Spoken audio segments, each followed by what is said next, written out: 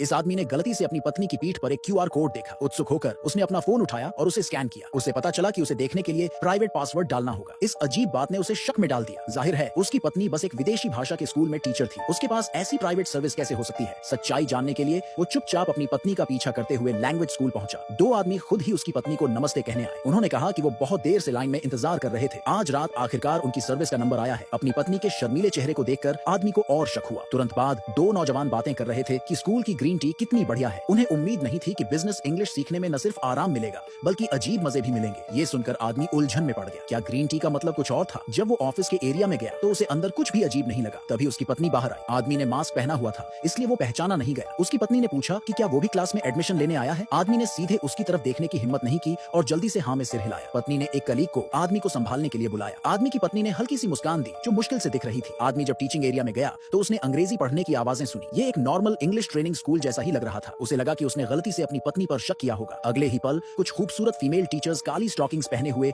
जल्दी से दूसरी तरफ भागी। उधर से अजीब आवाजें भी आ रही थी। इससे उसे शक हुआ कि स्कूल का राज उन कमरों में छिपा है। जब वो उनका पीछा करने के लिए तैयार हुआ तो एडमिशन काउंसलर ने उसे याद दिलाया कि वो गलत रास्ते पर जा रहा है। फिर काउंसलर आदमी को एक और क्लास में फ्री ट्रायल के लिए ले गए। टीचर ने उसे पहले ट्रायल लेसन में बैठने को कहा और पूछा कि क्या वो कुछ पीना चाहेगा। आदमी को गेट पर उन दो नौजवानों के बीच हुई बातचीत याद आई। उसने झिझकते हुए एक कप ग्रीन टी मांगी। टीचर ने कहा कि स्कूल ग्रीन टी नहीं देता। उसने आदमी को ब्लैक टी ऑर्डर करने के लिए कहा। आदमी के पास हाँ कहने के अलावा कोई रास्ता नहीं था। उसे शक हुआ कि टीचर जानबूझकर कुछ छिपा रही है। शायद स्कूल के अनकहे राज थे। क्लास के दौरान आदमी चुपके से बाहर निकल गया। वो पहले वाले रहस्यमय कमरों की तरफ गया। अचानक वो एडमिशन काउंसलर से टकरा गया। आदमी ने पूछा कि दूर के वो कमरे किसके हैं? काउंसलर ने जवाब दिया कि वो प्राइवेट क्लासरूम है। सिर्फ स्कूल के मेंबर्स को ही अंदर जाने की इजाजत है। उसने आदमी से पूछा कि क्या वो एडमिशन लेना चाहता है ताकि उसकी पत्नी को पता न चले। आदमी ने एक बहाना बनाया और पहले निकल गया। घर आकर आदमी करवटें बदलता रहा और सो नहीं पाया। वो दिन की घटनाओं के बारे में बार बार सोच रहा था कि कैसे सब रात की सर्विसेज के बारे में बात कर रहे थे। अगले दिन आदमी अंधेरा होने से पहले अपनी पत्नी के काम करने की जगह पहुंच गया। जैसे ही वो अंदर गया उसने किसी को ग्रीन टी ले जाते हुए देखा। उसकी पत्नी भी पीछे थी लेकिन उसका चेहरा ऐसा था जैसे वो देखे जाने से डर रही हो। आदमी को एहसास हुआ कि इन ग्रीन टीज में कुछ गड़बड़ है। फिर उसने अपनी पत्नी को उन दो आदमियों के साथ करीबी बातचीत करते हुए सुना। दोनों आदमियों ने कहा कि उन्होंने अभी ग्रीन टी उठाकर मेहनत की है। उन्होंने उम्मीद जताई कि वो आज रात उन्हें अच्छे से ट्यूशन देगी। औरत ने शर्माते हुए हाँ कह दिया। ये देखकर आदमी खुद को रोक नहीं पाया और एक घूंसा मार दिया। आवाज से कई लोग चौंक गए। खुशकिस्मती से